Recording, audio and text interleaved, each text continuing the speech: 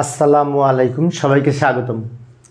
ICT বিষয়ের এই যে বরিশাল বোর্ড 2019 সালের সংখ্যা পদ্ধতির উপর ভিত্তি করে যে সৃজনশীল প্রশ্নটি এসেছিল, ওই প্রশ্নের খ নাম্বারে বলেছিল একটি 4 বিট বাইনারি কাউন্টার কতটি সংখ্যা গুনতে পারে ব্যাখ্যা করো। তো 4 bit binary counter 2 to the power 4 সমান 16টি সংখ্যা গুনতে পারবে। 16টি সংখ্যা কিন্তু 0 থেকে 15 পর্যন্ত। আচ্ছা, আমরা একটু লিখে দেখাচ্ছি, নাহলে মনে থাকবে না। এই যে এইভাবে সূত্রটি হচ্ছে একটি n bit counter 2 to the power n-1 পর্যন্ত গুনতে পারে। এই -1 হচ্ছে শূন্যের জন্য। কেন শূন্যের জন্য হচ্ছে আমি একটু পরের লাইনে দেখাচ্ছি। এই যে আরেকভাবে দেখাচ্ছি আমি। এই ক্ষেত্রে আমাদের বলেছিল 4 বিট বাইনারি কাউন্টার কতটি সংখ্যা গুনতে পারবে। তো 4 বিট বাইনারি কাউন্টারে 2 টু দি পাওয়ার 4-1 হবে। এই 1 হচ্ছে শূন্যের জন্য, কারণ 2 টু দি পাওয়ার 4 সমান 16। তাহলে 0 থেকে 16 পর্যন্ত কিন্তু 17টা সংখ্যা হয়, কিন্তু গুনতে পারবে তো 16টি। তাই 0 যেহেতু একটা সংখ্যা, সেজন্য 2 টু দি পাওয়ার 4-1 হবে। 2 টু দি পাওয়ার 4 সমাধান করলে কত হয়? 16। 16 থেকে 1 মাইনাস করে 15 হয়। এখন এই 0 থেকে 15 পর্যন্ত কিন্তু 16টি সংখ্যা। আর আমরা যদি -1 না করি, তাহলে 0 থেকে 16 পর্যন্ত 17টা সংখ্যা হবে, কারণ 1 থেকে 16 পর্যন্ত 16টি আর 0 একটা সংখ্যায়। 0 থেকে যেহেতু শুরু হবে, সেজন্য এখানে -1 হচ্ছে। এখন অনেক শিক্ষার্থীর মনে হতে পারে যে 2 মার্কসের জন্য এত কম লিখলে হবে, সেজন্য আরেকটু ব্যাখ্যা দিব যে এই যে 16টি সংখ্যা গুনতে পারবে, কিভাবে গুনতে পারবে।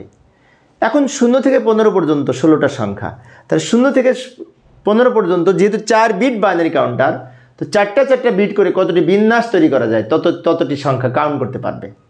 তো আমরা এখন দেখব কিভাবে কাউন্ট করবে। এই যে আমি একটু দ্রুত দেখাচ্ছি, লক্ষ্য করি। এইখানে দেখাবো একটি 4 বিট বাইনারি কাউন্টার কিভাবে গুনতে পারে। 4 বিট বাইনারি কাউন্টার 0 থেকে 15 পর্যন্ত গুনতে পারে 16টি প্রতীক মোট।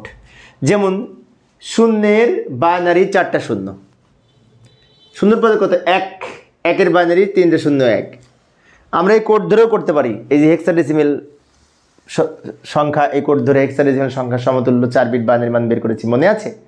হ্যাঁ, অনেকের হয়তো মনে আছে হেক্সাডেসিমেল থেকে বাইনারি করার জন্য। যেমন এটা 0-এর বাইনারি, 1-এর বাইনারি, 2-এর বাইনারি কত হবে? 2 যেখানে আছে সেখানে 1, বাকিগুলো 0। এই কোড ধরে কিন্তু আমি আগে শিখিয়েছি। তাহলে 2 যেখানে আছে সেখানে 1, বাকিগুলো 0 মানে কি? 0 0 1 0। এই যে এইটা 3-এর বাইনারি, শেষের দুটো যোগ করে 3, তাহলে শেষের দুটো 1, প্রথম দুটো 0 0 0 1 1। 4-এর বাইনারি 4 যেখানে আছে সেখানে 1, বাকিগুলো 0, তার মানে কি 0 1 0 0। 5-এর বাইনারি 4 আর 1 যোগ করে 5, তাহলে 4-এর নিচে আর 1-এর নিচে 1, বাকিগুলো 0। এইটা 6-এর বাইনারি মাঝখানে দুইটা যোগ করে 4 আর 2 যোগ করে 6, তাহলে মাঝখানে দুটো 1, বাকি দুটো 0।